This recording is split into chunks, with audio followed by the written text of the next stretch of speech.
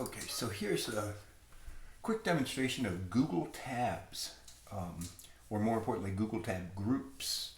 I've already kind of midway through here, so just wanted to show you what goes with this. So we have, see, fitness, cooking, Joe K, Chat GPT, and then an extender here that goes fun, real estate, CTM, financials, blah, blah, blah, blah. These are each tab groups, a fairly new feature, I think. Here we are in the winter of 2024. So anyway, so I'm here right now on this, in this one tab group, which I have as a separate window for cooking. Okay, so let's bring up fitness. I don't know if it'll change whole screen or not because I have it open elsewhere. Yeah, it just switched over to a completely new window or workspace. I don't know if you're familiar with that, but I'm on a Mac, so Control up arrow switches me out to be able to see everything at once, right? All my different groups. So when we switch to the fitness group, right, it actually switched into a different workspace. So I'm going to go back to here and go back to the original workspace. So we got cooking.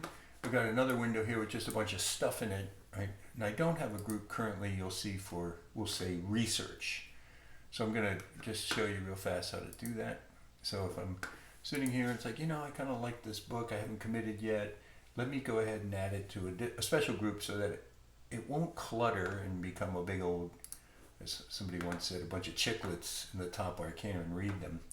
Instead, it'll be in its own, I'll keep it in its own window, and it'll be a group specifically for stuff I'm looking at but not yet committed to, right? Like researching, right? So I take that tab, make it active, I right click or context click, and then there's add tab to group. And if I, again, don't see research in here, it's like, yeah, I'm going to add that as a new group. So now I can say research to name it. And I can choose one of several colors, but I'll just pick blue as the color. Notice it's blue there, or I can pick red, etc. You get the idea. It just kind of frames it. And then I'm also going to save it so that it stays active after if I close Chrome and then come back, it's going to be there. It won't disappear at the end of my session. And then finally, I'm going to move the group to a new window, even though it would be fine in this window because I'm going to properly add swim club management to that same research thing. So move group to new window, do that, and now we see it's in its own window like that. Now if, let's say I was anywhere with this, similarly I could say add tab to group and then just go to research, and notice that window went away because that was the last tab in that window, and now they're both here in the research tab. So fast forward a couple days, I'm like looking around. As a matter of fact, let me just take this and, well, just leave it where it is, but pretend, if you would, that we're working away, it's lost in the background somewhere, and I'm poking around doing stuff. It's like, oh, that's interesting, cooking with Babu.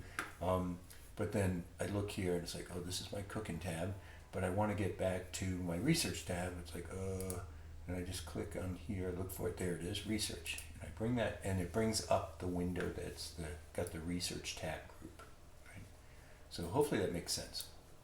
You can continue to pin things too if you want, like, oh, I always want to keep this in the foreground, which is almost never in this case, but if I could right click, I could pin it, and you'll see it shows up in the same window group, but it's to the left of the research tab group name. So I'm going to go ahead and unpin that, and it'll go back to the right of it. Oh, it actually didn't, but I will move it to the right. All right, there we go. So that's that. And then there's one other element which you may already know about, and that is when you have different identities in Chrome. So this is my usual, I'll say it, robertjosephdaily@gmail.com. That's one identity here, robperson1. But over here in this navy blue area, if I wave over that, it's robperson2. That's my other identity as Catalyst. So this is rob@catalyst.technology. So this guy too, if I wanted to, I could do, like once it's got focus, if I do a command N, it's going to give me a new window.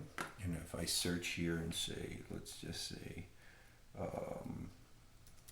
github.com, right? Oh, wherever it took me, that's interesting. So let's just say .org. That's where it is. Okay, so let's see, I'm at this project. It's like, oh, you know, I really want this to be its own little special group. Once again, I can add tab to new group because I don't have any groups yet. Okay. And here I could just say get related, or just get, keep it short, right? And pick that, save the group, and move the group to new window, which it doesn't even matter. It's not going to because it's the only tab in there.